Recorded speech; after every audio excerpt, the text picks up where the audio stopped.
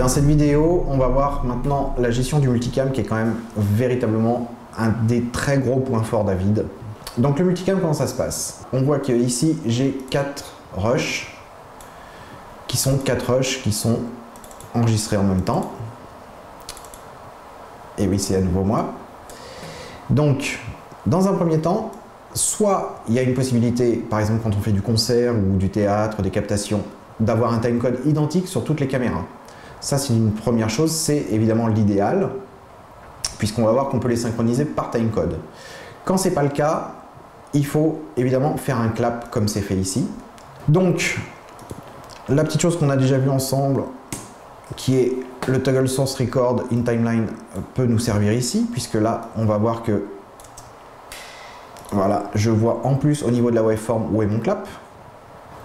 Donc voilà, j'ai mis un point d'entrée sur ce premier rush, je cherche le clap qui est ici, je mets un point d'entrée sur le deuxième rush, même chose sur le troisième et sur ma capture d'écran.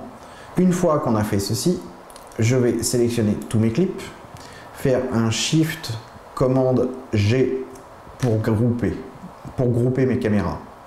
Alors, on voit que ça m'a ouvert une boîte de dialogue qui me demande si je veux faire une synchro par point d'entrée, par point de sortie. C'est possible aussi, notamment en fiction, quand on ne fait pas de clap de début, mais un clap de fin, ou par le timecode source. Donc, ce que je disais tout à l'heure, quand toutes les caméras sont genlockées, qu'elles ont le même timecode, on peut le faire par timecode source. Donc, tous mes points d'entrée sont bien systématiquement sur le clap. J'ai coché point d'entrée, je fais OK. Et là, il me crée un joli groupe clip. Si je double-clique dessus, je le charge. Dans un premier temps, je ne vois qu'une caméra.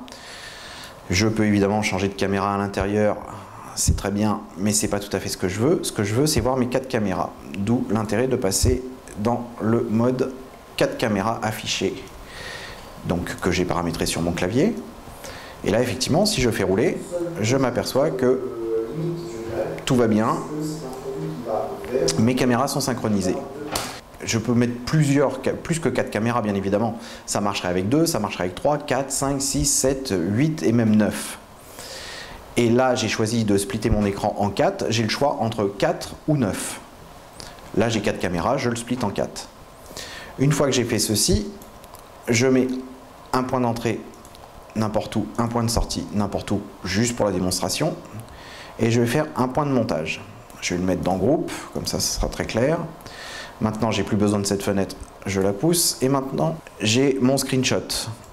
Si je rappuie sur multicam mode, je me retrouve avec la possibilité cette fois-ci de lire mes 4 caméras avec ma fenêtre active qui est soulignée en vert. Si je fais lecture, j'ai bien mon rendu ici qui bouge et j'ai bien mes 4 caméras. Bon, problème, j'entends pas le son. Tout simplement parce que le son n'est pas sur la caméra qui était la dernière sélectionnée dans mon groupe, c'est-à-dire celle-ci. Ma bonne caméra, c'est la 208, puisque c'est là-dessus qu'on a mis le son. Aucun problème, je vais faire un clic droit, choisir 208. Clic droit 208, je peux changer le son sans aucun problème. Directement sans passer par l'outil fondu. Cette fois-ci, j'ai bien mon son. Pour pouvoir monter, très simple, j'ai paramétré sur mon clavier 4 caméras que j'ai mis en A1, A2, A3 et A4. Je vais me mettre en lecture et faire un changement de cap comme si j'étais quasiment dans un car régie, c'est-à-dire là c'est ma caméra 1, je passe sur la 2, je passe sur la 3, la 4, à nouveau la 3, la 2, la 4, la 1, etc., etc. Il ne se passe absolument rien ici, on se dit mince, c'est pas actif. Quand je stoppe, j'ai bien tous mes cuts et mes caméras. Donc là, je peux sans aucun problème venir relire et changer à nouveau mes cams si je n'en suis pas content. C'est-à-dire que je peux très bien lui redemander, par exemple ici je sais que je suis sur la caméra 4, je me dis finalement la suivante c'est celle-ci et celle d'avant c'est toujours pas mon screenshot, je veux que mon screenshot soit plus présent. J'ai mes 2 petits modes échelle que j'ai paramétrés aussi sur mon clavier, l'échelle pour changer de caméra sans changer les cuts. Donc voilà, il suffit que je fasse ça et on voit que là ça bouge systématiquement pour aller jusque sur l'axe qui m'intéresse. J'ai changé ma caméra. Voilà, sans problème. Maintenant, par rapport au mode trim dont on parlait tout à l'heure, ou en tout cas si vous ne l'avez pas vu, je vous propose d'aller le voir. Le mode trim ici va évidemment m'intéresser, trim ou extend, pour pouvoir affiner mes cuts. Je me dis que ici, voilà, je vais venir plutôt ici, point de sortie, je disais de point d'entrée, je fais un extend sur une seule piste. Et voilà, j'ai mon écran, mon screenshot qui est plus présent. Donc, on fait une première passe en changeant les caméras un peu à la volée. Et ensuite, on fera une deuxième passe pour affiner tous les changements de caméra, les axes, etc. Pas la peine de s'arrêter parce qu'on s'est trompé. Tout est évidemment possible à reprendre en permanence.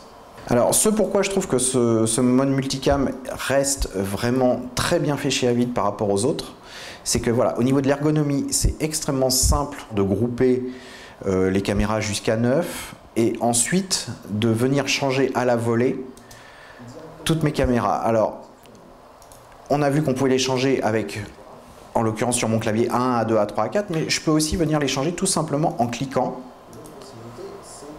sur mes 4 caméras dans l'écran de gauche. Et ça fait exactement la même chose. Voilà, c'est quand même une ergonomie qui est extrêmement bien faite et qui n'a, à mon sens, pas de concurrent direct aussi simple que ça. Tous les autres passent par des modes multicam beaucoup plus compliqués et vraiment pas très agréables.